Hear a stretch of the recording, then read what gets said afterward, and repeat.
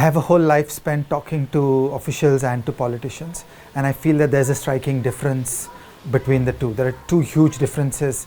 The politicians are actually talking to the people, and they know things are going wrong in ways that many of us, we are coddled and we don't really experience the difficulties of the Indian system. And the second is that the politicians are accountable. They face elections. So I feel that there is a real understanding on the part of the politicians that there are problems and they are under pressure in trying to solve these problems. Now, another big feature is that there's a fundamental difference in the, you might say, the character of a politician as opposed to the character of an official, in that politicians inherently have to be more entrepreneurial. They have to be risk takers. They have to try big things. So Vijay Kelkar always says that you will only get entrepreneurship from a politician. You will only get risk taking from a politician. So I feel that all the pieces come together at the politician. So in my reading of the situation, there can be a more managerial approach on trying to see processes and fix them up. But I always like to put it side by side with the problem of accountability. And I feel we've got to juggle these two stories in our mind. So let's play one extreme. We don't fix anything about the internals, but we just improve accountability. We improve checks and balances. Okay, we reduce arbitrary power, and we create conditions under which the organization has a leadership that cares about getting things done and comes under pressure when things are not done.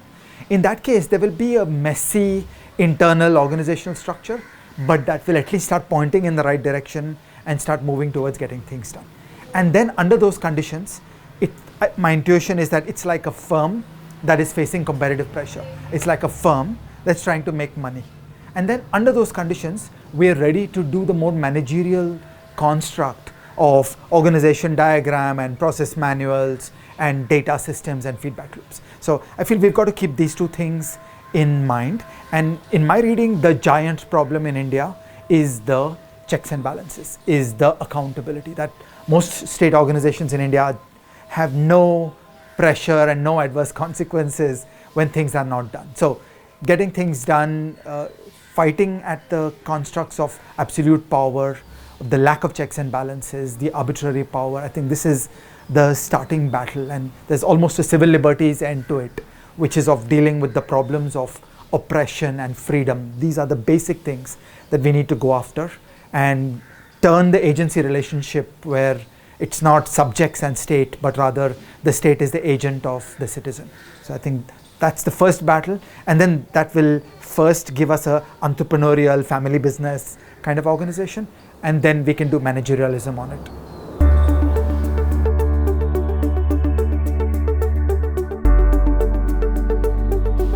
So in my mind, the great gap in India is the community and the knowledge which has a full understanding of the problem, which is able to engage with the political system and have a fully articulated theory of change and have the confidence and the ability to actually roll out some of these things. So in my experience, I've often found a finance minister say, you know, it sounds roughly okay, but do you believe we'll get it done?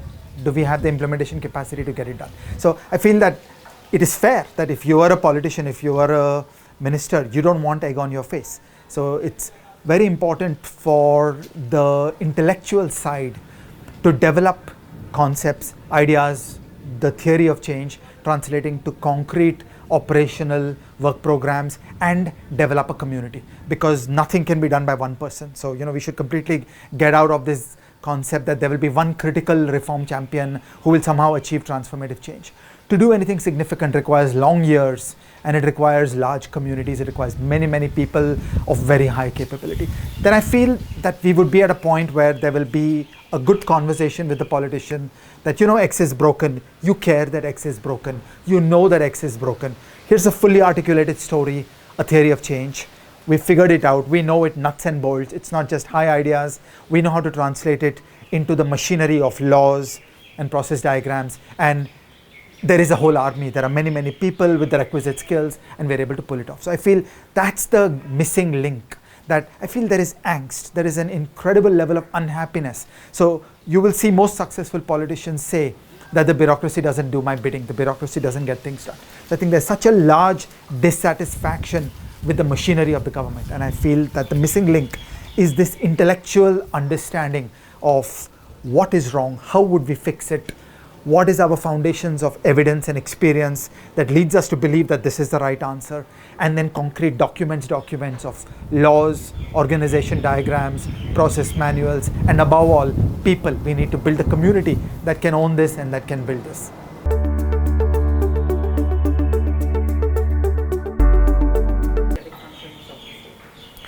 So my concept of these homeostatic functions is sequencing that runs like this, that hypothetically think of a central bank. Okay, so economists will dwell on the high ideas that we need inflation targeting. Okay, then you come to the more gritty law and public administration stuff. How will you draft the law? Okay, how will you create checks and balances? What should the design of the machinery be so that it creates accountability, it creates checks and balances? Okay, and then you come to real world organizations where there has been a sense of an interest in the processes that are directly domain specific, which in the case of a central bank would be the machinery of the data and the forecasts and how the central bank works. Now what I've seen as a cross-cutting problem across all government organizations, that there are the absolute basics of any organization that are broken. Okay, and these are what I'm using the term homeostatic functions, that every organization needs an HR system. Okay, and government HR works reasonably badly. Every organization needs a finance function. Every organization needs facilities management. Okay, so Kelkar and I used to always say that the first milestone for India to achieve high quality economic policy is that the Ministry of Finance should have clean loos. Okay, it's a deep comment on an organization. When you're not able to achieve basics, where the loos don't work, then how do you expect the high ideas are going to work? And of course, you get to one of the most important homeostatic functions, which is government contracting. Government can and should get a lot of work done by contracting out with a variety of private persons, but that requires contracting capabilities. So it seems that these homeostatic functions tend to be ignored by domain people. So if I'm an expert on an NREGS kind of program, then I'm very obsessed on thinking about the substantive content of NREGS, and I tend to gloss over these things. They're seen as almost housekeeping functions. I feel we should elevate them to a higher stage, that they are very, very important. They are make or break in the sense that if they don't work, you have fundamentally contaminated the ability of an organization to function. Okay? Similarly, think of the whole transparency function. How does the RTI work? What kind of documentation comes out? How does the organization keep records? How does it create the statements that come out into the public domain? That's another homeostatic function, and it's cross-cutting. So I feel we need a community of practice in India in each of these fields. It is HR, it is finance, it is contracting, it is transparency, okay, and so on. In each of these areas, what we need is a community of practice. We need deep thinking about how these things will work. And again, they resist simple answers.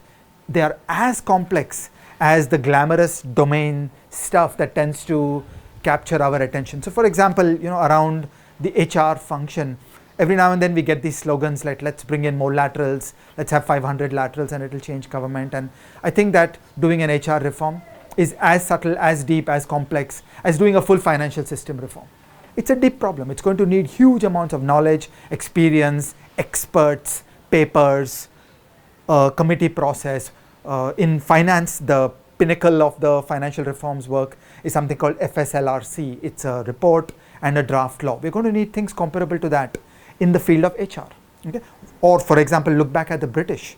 Look at how over the decades they changed over from a bit of the HR system that we in India inherited into something that today looks very different. These are not small reforms. These are complex, subtle problems, and simple slogans don't solve it. So I feel these homeostatic problems merit attention and interest and work and the same machinery as domains. So like health policy is interesting and exciting, it's a domain. But somewhere in health policy is a contracting problem, is an HR problem. Okay? A government doesn't know how to buy vaccines. That's a contracting problem. So one way to cut it is domains. So if you think of health or you think of defense, you think of science and technology, contracting pops up as a bottleneck. But you perfectly used a different analytical construct, which is regulating, financing, producing. And again, I feel it will be a great idea in India if we treat these as respectable specializations and areas of expertise. That regulating is an expertise, and you could be an expert on regulating health, or you could be an expert on regulating finance or regulating education. It's actually similar, and there's a lot of knowledge that is about regulating. And then inside that, you will have the question, how do we do HR for a regulator? How do we do finance for a regulator? Or imagine we're running an education voucher system, or you're running a health voucher system, you're running a vaccines voucher system. Financing is financing across all different areas. And then you will need, how are we going to build a finance function for a financing operation? So the design of the processes for financing in a voucher operation are going to be similar across many different kinds of vouchering. So I've often found it useful to think of a policy pipeline that we run from data, and that's an absolute foundation. If you don't have the data, you don't have anything, to the research. We need an active community of researchers. We need to produce knowledge here in India. It doesn't work to figure out things that have been done elsewhere in the world. We have to be deeply grounded here in India. We need an authentic research community that is grounded in India. Then we need a creative stage of inventing policy proposals, which would once again be authentic, be grounded in India, which would fundamentally grapple with the great questions that we face here and try to find answers to those. Then we need a public debate around rival designs of public policy interventions. Then we are ready for a government policy process where there is this public debate and there are problems, and oftentimes there's a government committee that tends to sift through these debates and back one or two of those big ideas. Then we come to policy implementation, which is about drafting the laws. And finally, we come to the machinery of building an organization and getting it up to the state capacity that is required in order to enforce those laws. So I find this a useful pipeline to think of. And all through this, there are prerequisites. If you don't have the data, you can't do the research. If you don't have the research, you can't invent policy proposals. If you can't invent policy proposals, the public debate is not meaningful. If the public debate has not happened, the government internal decision making will be poor. If the government does not make those decisions, you can't meaningfully draft the laws. If you don't have the laws in front of you, you can't design the organizations. So there is a left to right of this policy pipeline. And so that's a nice way for all of us to organize ourselves, that we each of us are useful and we fit in different parts of this puzzle.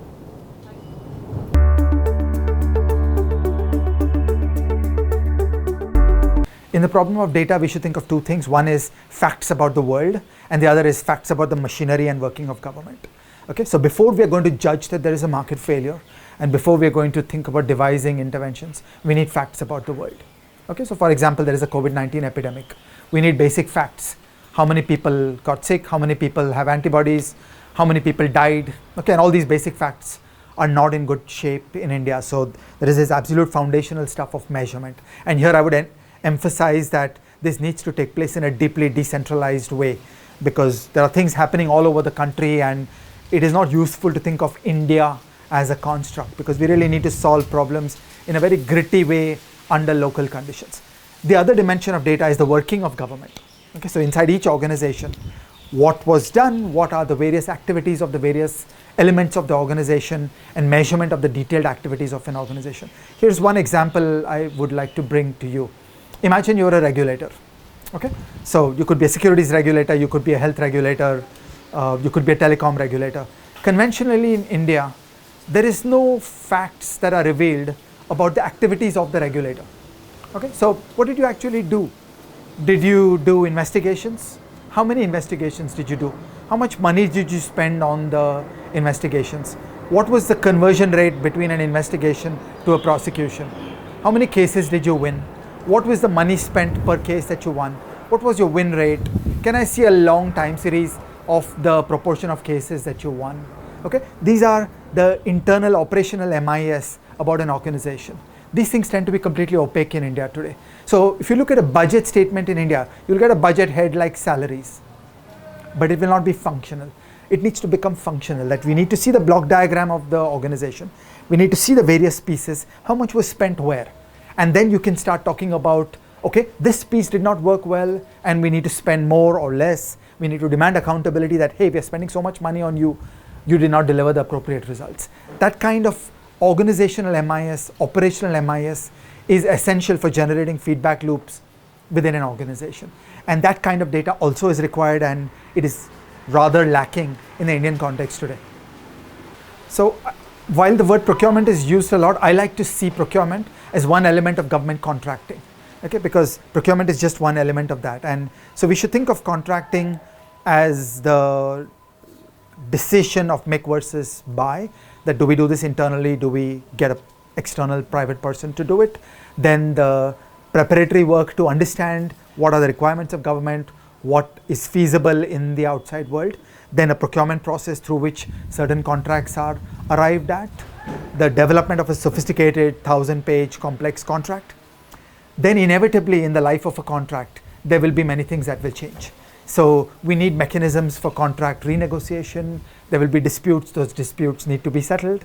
And then finally we get to payments or the lack of payments. Okay, there are problems in payments. So this entire pipeline needs to be seen and understood, and we need to do much better on every element of that pipeline.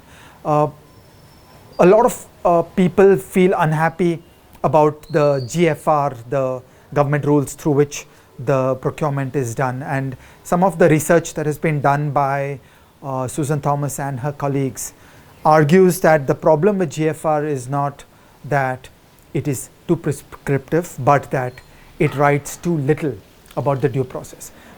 It is a very high-level document, and then the civil servant feels responsible for many elements of discretion that run inside the process, and that it results in career-threatening moves being demanded of officials. So we need to be sophisticated in how we understand this landscape, and what we see in advanced countries is much more complex and detailed rules, which is what protects a civil servant in operating those rules and actually getting complex procurements done.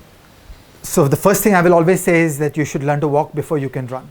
So it would be great if the government would do better on buying simple things. So I feel we should always hold it in abeyance and look, we'll do complex things later. And it's difficult, it's dangerous to jump to complex things. So can we make a list of 20 simple things?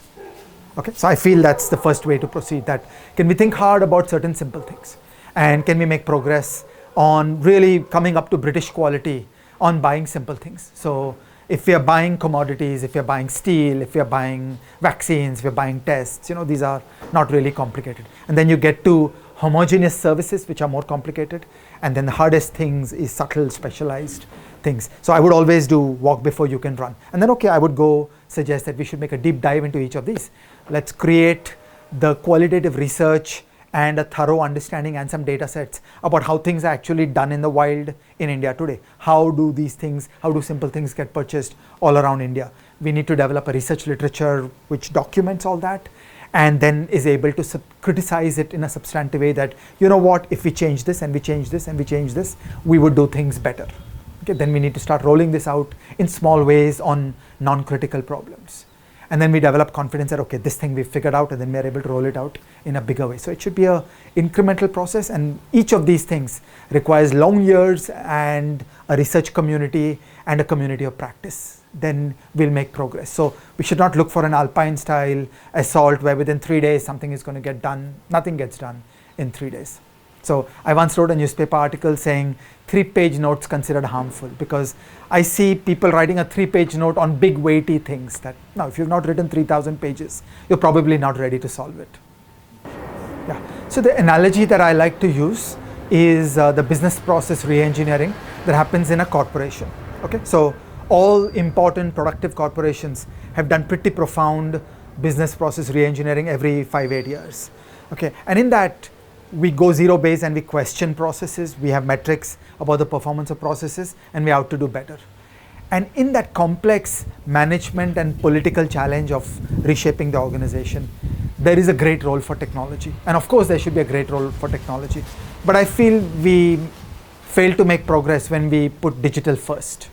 So the entire digital revolution, of course, is a very valuable thing. It opens up new possibilities, but it has to be a junior partner and a handmaiden to the deeper problem. So for example, if we were going to go fix the government contracting process for simple problems, then primarily that's a management and the political problem of how we're going to reshape the organization, and we're going to change the process manuals. And we should go to the limits of human knowledge on computer technology and roll it out.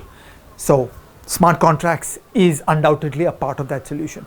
But if we do a superficial reform and we try to push that into, say, a present setting, you know, potentially you're back to the corruption of some junior clerk who's got to press a button in the smart contract system, who refuses to do that and asks for a bribe. So my view is that the computer technology revolution offers great possibilities for India to do things better.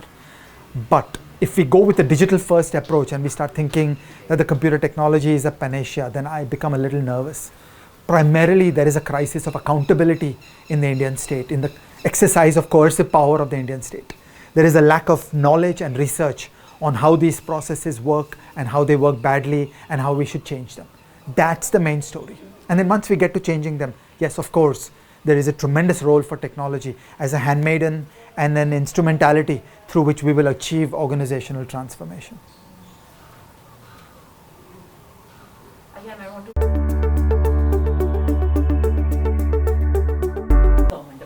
So when you work the policy pipeline, first comes the data, the research, the creative invention of policy proposals. When you get to the creative invention of policy proposals, generally these are domain specific and they're more world facing. That is, I'm engaging with the world, we should do X.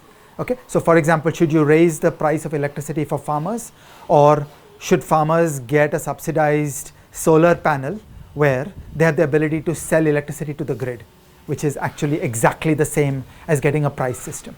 Okay, it's a beautiful way to get price incentives to work on farmers without getting into the political fight of raising prices of electricity. Okay, that's the kind of debate that takes place around that. Then you get to government decision process. At that point, you have the theory of change worked out, and you've got a political process where we've got decisions that, you know, we need to build this and we agree that this is the approach to be taken. At that point, we go open the organization design box and we start thinking about processes and machinery, and there will be this IT system, there will be this sensor, we will use satellite imagery to find out this. That's at the implementation stage. So I feel that it comes at that late stage of translating the big ideas of policy into an implementation, and it's very important and it's supremely important. But mostly in India, we are stuck at foundational questions. Do you require a state intervention? Should the state be in this at all? What kinds of coercion is appropriate? How do you pull back the arbitrary power of officials? Okay, these are the basics which are the cutting edge of Indian reform today. The most important incentive alignment problem is the lack of accountability of the organizations which are doing this. So we're really weak in India on a checks and balances story. I've been in innumerable meetings in India where people are saying, you know, let's go out and do X. And there's a lot of comfort that, okay, we will wield the money of the state, the coercive power of the state, and we will go do X. I feel every one of those conversations needs to go right there with, okay, but what are the checks and balances? Okay, so let's not believe that government is all goody-goody. Let's not believe that government is powerful, capable, and means well. You know, all these three propositions are questionable. So I feel we need a lot more of a checks and balances approach wired into all policy design. If we think government is a benign my-baap who will always do good things for the people, then we'll tend to skimp on the checks and balances. And the next thing you know, we've got a vast bureaucracy with tons of money rolling out all across the country without accountability, without checks and balances. So I feel a far more careful checks and balances vocabulary going into all policy design will do a world of good. At present, we are still in an arbitrary power state. We are much more thinking of a British colonial approach that the government is some my-baap. And you know, we complained that the British were not a benign my-baap. We want to replace them with a different my-baap. We're still at very basic conception of government. I feel the big progress that is required in India is to recognize and accept and be comfortable that the state has low capabilities, and oftentimes elements of the state do not mean well. And so if we are ever going to make state intervention work, we need to think about checks and balances, that always and always policy design is about, here's a market failure, maybe we should be doing something to address it, and here are all the checks and balances through which we will keep this government machinery in good shape. Organization needs a leadership, it needs a board, it needs high levels of pressure coming from the public. The majority of the board members of an organization should be private citizens, okay, not officials. Okay, there should be feedback from the political system to the working of an organization. At that point, you've got a leadership of the organization that actually cares about getting things done. Okay, that's the first milestone. Now you're holding a leadership of the organization that actually wants to do stuff. And now we're ready to go all managerialism on it. That's the place for the digital revolution, the digital transformation. If the leadership of the organization is fundamentally complacent and doesn't care about getting things done, or worse, is actually happy with the arbitrary power, with the ability to coerce private people, with the ability to spend money, then it's never going to happen. Because unless the top management of an organization will own a business process transformation and really fight for it in the internal bureaucratic politics of the organization, it's never going to get done. So digital can never be the cutting edge of the spear. Yeah. So when you think about the incentives problem, the feedback loops problem, the accountability problem, there's really a great role for decentralization. Okay, so amongst economists, there's a beautiful phrase, it's called the subsidiarity principle, which is the idea that things should be done at the lowest possible level where they can be done. Okay, so things should not be done by a remote, faraway leadership. It should be done as close to the ground as possible, as close to the people as possible. So a building or a firm or a college is the best unit at which you can run a vaccination program, not the union government. Okay, decentralize, decentralize, decentralize, because the leadership at each of these places is immediately accountable to the people that they stand in front of, and the citizenry will talk back and speak back. The citizenry will observe success or failure and translate that into praise and criticism, and will exercise political action to create incentives for the leadership at a very local level to make progress. So this is the deep idea about decentralization. Now in India, unfortunately, we are holding a bad hand of cards on doing decentralization from 2 points of view. The first is that the Constitution of India is not too clear on decentralization. So there is the 73rd, 74th Amendment. It's not really done well. And there is this whole confusion about the concurrent list. And it's really a bad arrangement where there needs to squarely be functions that are local, where anything that can be done locally should be done locally. The second dimension of the problem with decentralization is that in terms of political system design, I feel there's been a lot of focus and attention at the union government, and there we've got quite a bit of checks and balances where there is a Rajya Sabha and there is a Lok Sabha and there is a Supreme Court and there is the glare of the national media, there is production of statistics, and all these things create checks and balances upon the leadership of a union government. But very often in India, a state chief minister or the leadership at a city tends to be a bit of absolute power. So you don't have enough checks and balances. You just have to win one election and you have complete power in a state. And that wherever there is high power, you get low quality results. So this is a very basic barrier that will hinder the decentralization project in India. Thank you. Thanks.